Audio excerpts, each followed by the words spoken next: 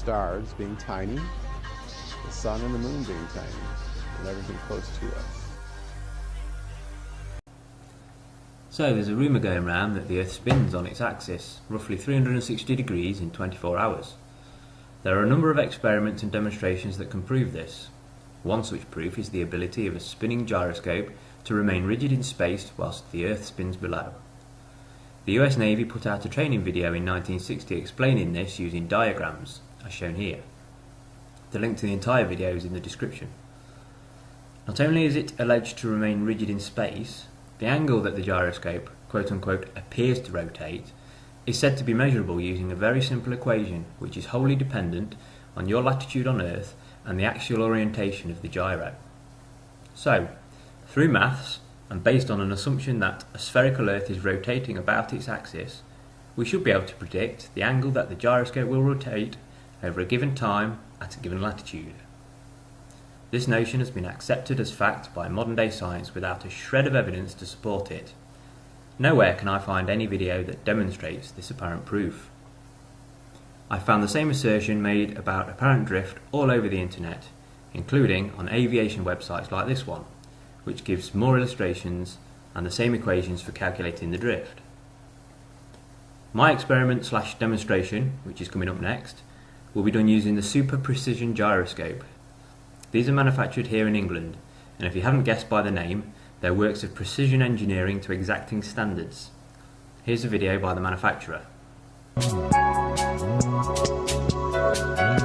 last, a gyroscope that just works properly, just like you've always wanted. Novel, innovative, and precise. The fascinating properties of gyroscopes, with their ability to maintain position and seemingly gravity-defying properties, will mesmerize both young and old alike. The super precision gyroscope is beautifully designed and manufactured to the highest precision. The gyroscope comes complete with its own electric starter motor. There's no need for string to start it. It's less fiddly, spins the gyro much faster, and doesn't put load to the delicate bearings. Even when spinning at 12,000 revolutions per minute, there is hardly any noise or vibration. And when it's up to full speed, it spins for a very long time. The gimbals are modular, allowing you to construct numerous configurations. You can build the standard setups to demonstrate nutation and precession, plus you can make your own setups to perform your experiments. The parts screw together, as well as 7 places around the gyroscope frame. It will provide hours of amusement and learning by showing just how gyroscopic forces affect our daily lives. Today, they can be found in aircraft, satellites, and many other guidance systems. Made from solid brass, aircraft-grade aluminium, and stainless steel. All of the components are precisely manufactured with state-of-the-art machines. We use some of the most accurate equipment available to detect the slightest imbalance. The brass rotor is dynamically balanced to within a few thousandths of a gram and assembled with ultra-low noise bearings. This meticulous attention to detail produces a true precision instrument that will last for years. The set includes the super precision gyroscope with electric starter motor and gimbals kit, complete with manuals and storage case. Our gyroscope is ideal for schools, universities, or anyone who just enjoys using well-engineered kit. It also makes a great gift for those with inquisitive minds.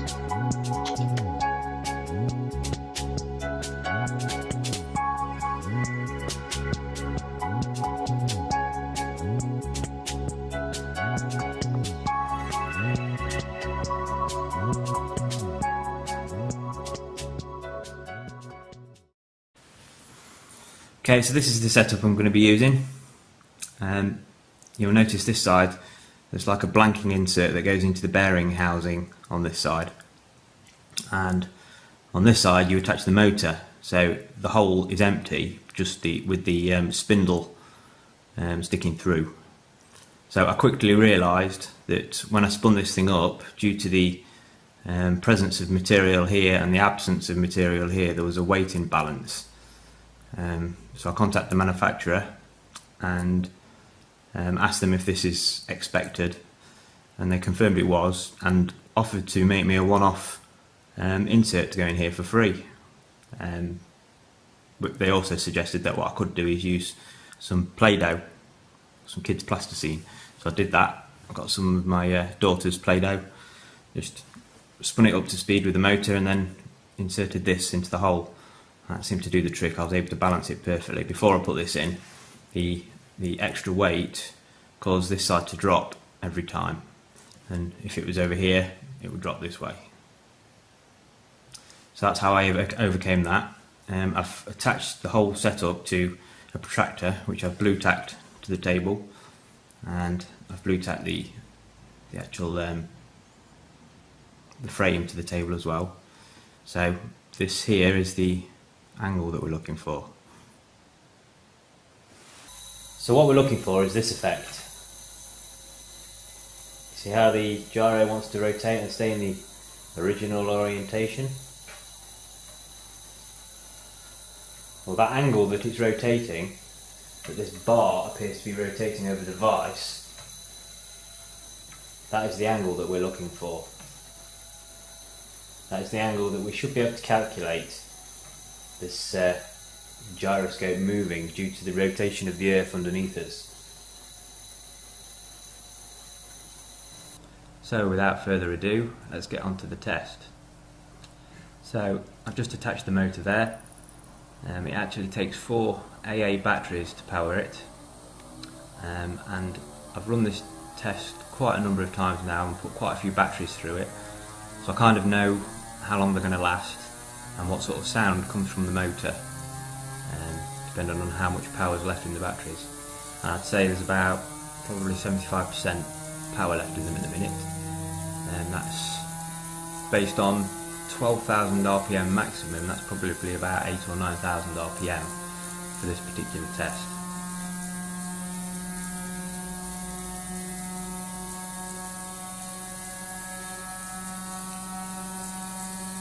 So it's getting up to speed now. I'm going to remove the motor and replace it with the piece of Play-Doh to get it perfectly balanced.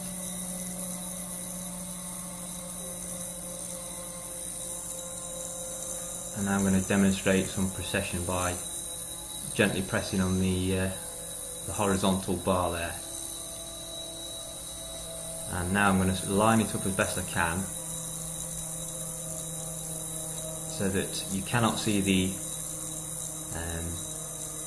brass flywheel from above, and it's as sort of straight up and down as possible. So if we just take note of where we are now, at you can see a 0 on the top right, just to the right of the bar. You can see a 0 just there, and you'll note that you cannot see the brass flywheel from above now. So we are sort of dead centre above it. So now it's just a waiting game.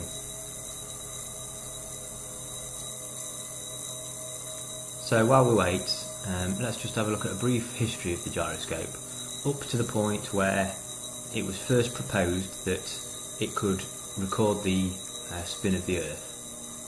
So this is just sort of one example that I found on the internet. There are lots and lots of different accounts, and they all differ slightly, but this one seemed like a sort of all-round recount of history. So in early times, people discovered the spinning top, a toy with a unique ability to balance upright while rotating rapidly.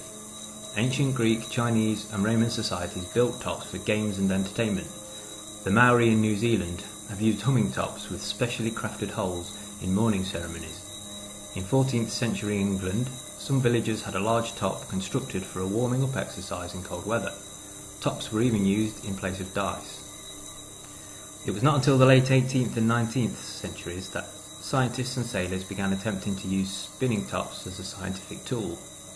At the time, sailors relied on sextants for navigation, measuring the angle between specific stars and the horizon. This method was limited, however, if choppy seas or fog obscured the true horizon, or clouds obscured the stars. Serson, an English scientist, noted in the 1740s that the spinning top had a tendency to remain level, even when the surface on which it rested was tilting. He suggested that sailors could use it as an artificial horizon on ships. Unfortunately, when Según went to sea to test the idea, the ship sank and everyone was lost. A French scientist in the 19th century, Fleury, created a top that was continuously powered by air jets, blowing into mini buckets on the rim of the wheel, a process that had been used for thousands of gyros since. The first modern gyroscope was designed in the early 1800s by Johann Gottlieb Friedrich von Bernberger, a professor at the University of Tübingen in Germany. It was made with a heavy ball instead of a wheel, but since it had no scientific application, it faded into history. In the mid-19th century, the spinning top acquired the name gyroscope, though not through its use as a navigational tool. French scientist Léon Foucault had experimented with a long, heavy pendulum in an attempt to observe the rotation of the Earth. The pendulum was set swinging back and forth along the north-south plane, while the Earth turned beneath it. Foucault corroborated the observation by using a spinning top in a similar manner. He placed a wheel, rotating at high speed, in a supporting ring in such a way that the axis of the spinning wheel could move independently of the ring. In fact, the supporting ring moved over the course of a day, as it was connected to the surface of the rotating Earth. The axis of the wheel remained pointed in its original direction, confirming that the Earth was rotating in a 24-hour period. Foucault named his spinning wheel a gyroscope, from the Greek words gyros, which is revolution, and skopin, which is to see. He had seen the revolution of the Earth with his gyroscope. So, from Wikipedia, Jean-Bernard Léon Foucault, born 18th of September 1819, was a French physicist best known for his demonstration of the Foucault pendulum, a device demonstrating the effect of the Earth's rotation. He also made an early measurement of the speed of light, discovered eddy currents, and is credited with naming the gyroscope, although he did not invent it. Foucault was the son of a publisher in Paris, where he was born. After an education received chiefly at home, he studied medicine, which he had abandoned in favour of physics due to a blood phobia. He first directed his attention to the improvement of Louis Daguerre's photographic processes. For 3 years he was experimental assistant to Alfred Donné in his course of lectures on microscopic anatomy. In 1851 he provided an experimental demonstration of the rotation of Earth on its axis and became well known to the public by Foucault's work.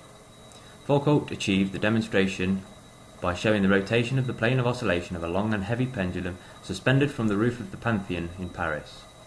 The experiment caused a sensation in both the learned and popular worlds, and Foucault pendulums were suspended in major cities across Europe and America, attracting large crowds. In the following year, he used and named the gyroscope as conceptually simpler experimental proof. In 1855 he received the Copley Medal of the Royal Society for his very remarkable experimental researches. In 1862 Foucault was made a member of the Bureau de Longitudes and an officer at the Legion of Honour. He became a member of the Royal Society of London in 1864 and a member of the mechanical section of the Institute a year later.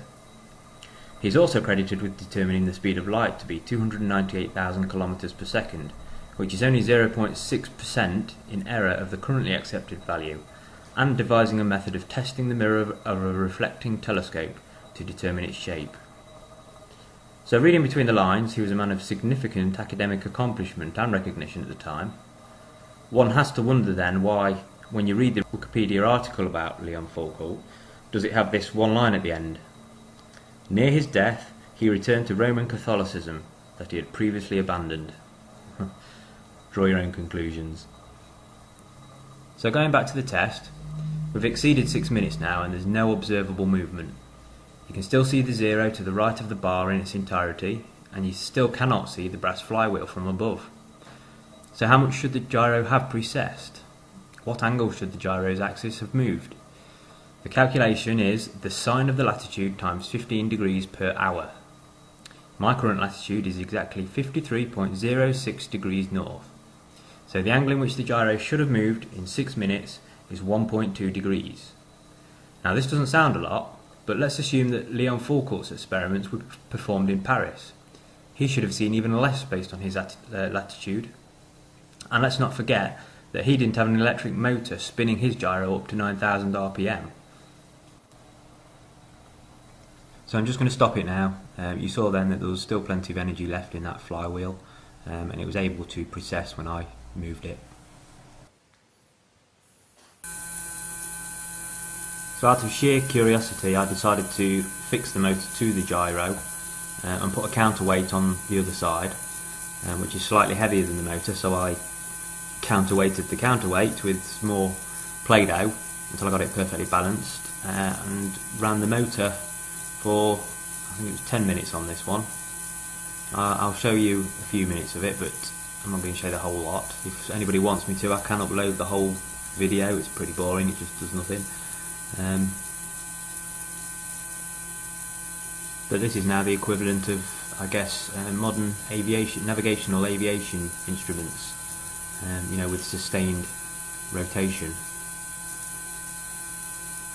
In Foucault's tests, the rotational velocity would have been continually decreasing. If the batteries are fully charged, I can actually get about 19 minutes of sustained rotation once I've taken the motor off, which is a hell of a lot on this gyroscope. I did actually try putting the motor on and keeping it on and just running it, I think it was for about an hour with a full set of batteries, and still I observed absolutely no movement whatsoever. So it appears that whether you've got the motor on or you've got it up to speed and then taken it off, it doesn't matter, it still doesn't move. So I just cut to 10 minutes. Like I say, if anybody wants me to upload the whole 10 minutes, I will. Or if anybody wants to see me put it through for an hour with the motor on, I'll video that and show you no movement as well. Bearing in mind that after an hour, it should have rotated about 12 degrees. These are some of the gyros that Leon Foucault used in his experiments. The large one at the back on sort of the wooden tower was a later edition. That one wasn't manufactured until 1867. But the ones at the front were all part of the same setup, and they were demonstrated in 1852, so 15 years earlier.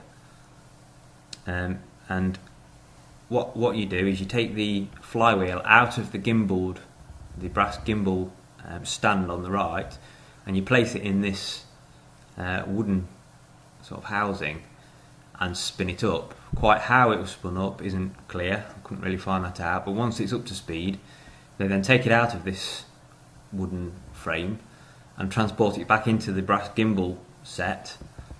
Then you see the long pointing arm, the white pointing arm, coming from the sort of axis, the rotational axis there, onto the little measuring stand, which would have had graduations marked on it. And then with the eyeglass, he would look through it and see what the sort of rotation is. So you can see what we're looking at is a very, very tiny amount, and that's due to the fact that he couldn't spin his gyro up for very long back then. Some of the sources I found said it was only between 150 and 200 RPM, which I'm sure doesn't sound right, because I think I could spin that up quicker with a piece of string wrapped around the spindle. But that's what it says. So he wouldn't have had long to actually get this reading before the gyro slowed down to a stop. What, maybe 3-4 minutes? Let's give him the benefit of the doubt and say 5 minutes. So based on a latitude in Paris, that's less than 1 degree's movement in 5 minutes. So you can start to see why he needs the extended arm to sort of exaggerate the angle, and the sort of magnifying telescope looking device, because the movement is extremely small. Now this movement could purely be down to a weight imbalance like I had, or it could be the friction in the bearings. Remember, this was 1852. Technology wasn't as it is today. If you remember on the manufacturer's video, they said that there's absolutely no load on these bearings. So whether he was lying about seeing any movement, or whether he did see some movement, but it was just due to the inferior setup he had, I guess we'll never know.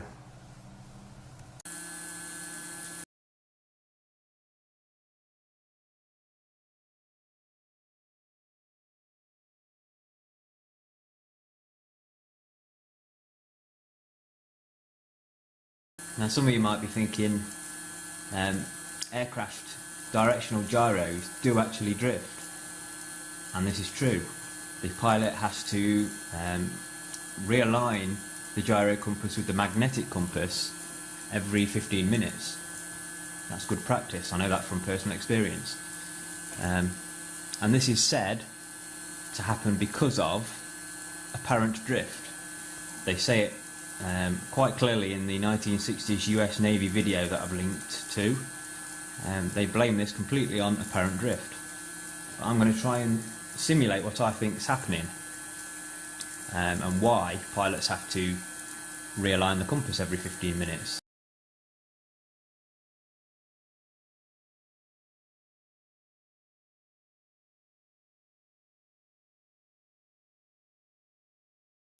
So what I've done is I've aligned the vertical peg here with the vertical casing of the gyro there, and I've aligned it, this bar, the bottom bar there, with this foot here, with this third foot.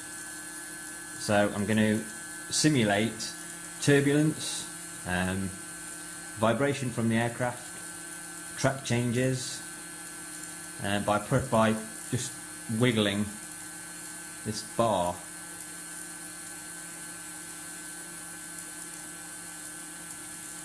So this is only a gradual thing. Every 15 minutes it drifts out slightly, and it varies as well. Sometimes it drifts quicker than other times, and as pilots will be aware, after any sudden or hard banks, or sort of large turns, the compass seems to drift even further and quicker. So let's realign the. It's not been doing it for long enough yet. Let's give it a few more.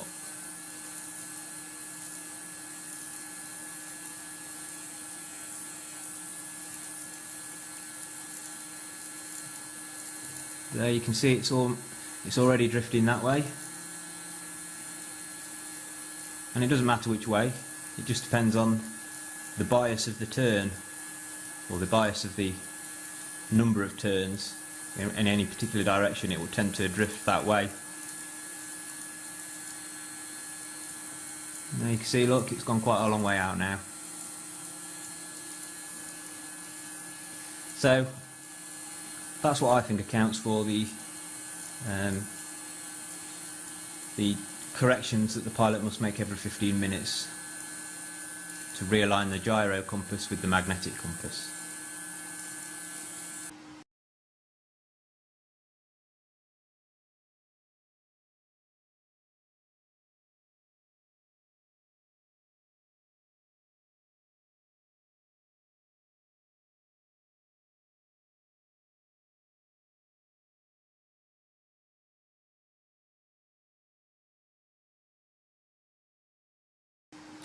And what of the artificial horizon? That's a gyro as well. Why doesn't that need resetting every 15 minutes?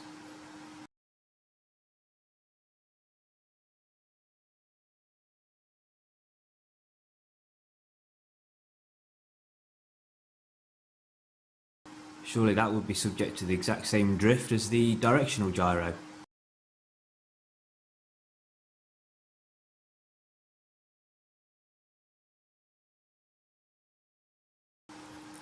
But it's actually considered bad practice to realign your artificial horizon during flight, because you don't know whether you're aligning it to a straight and level orientation.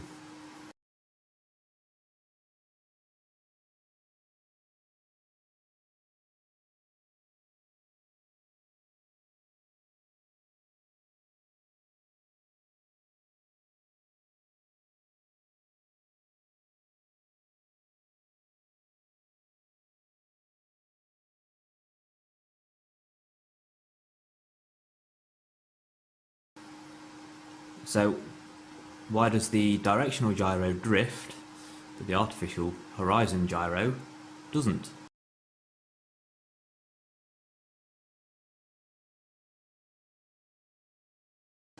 Well, I believe it's because the directional gyro is 2-axis.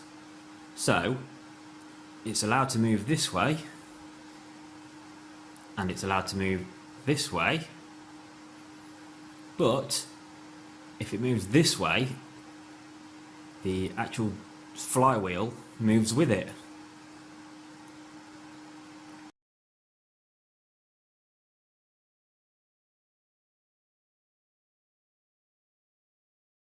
In a 3-axis gyro, it can actually move this, the axis can move this way, but the gyro flywheel stays aligned like this.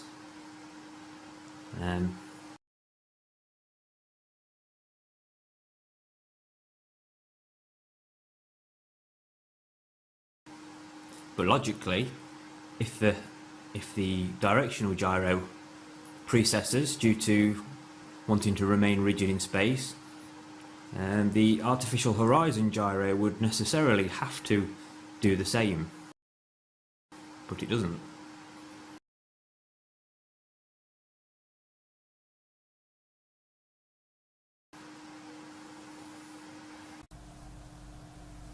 So for all the naysayers out there who think I might be somehow deceiving or I'm doing something wrong, be my guest.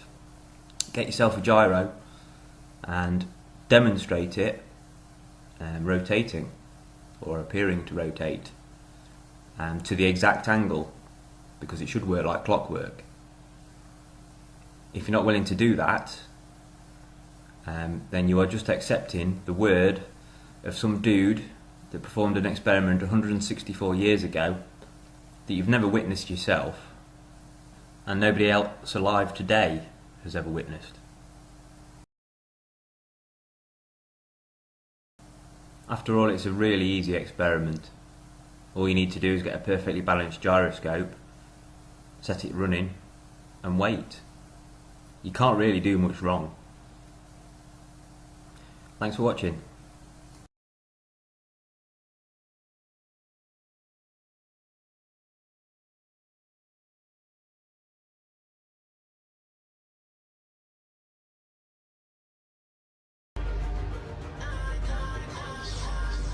The complete universe, housed within the Earth.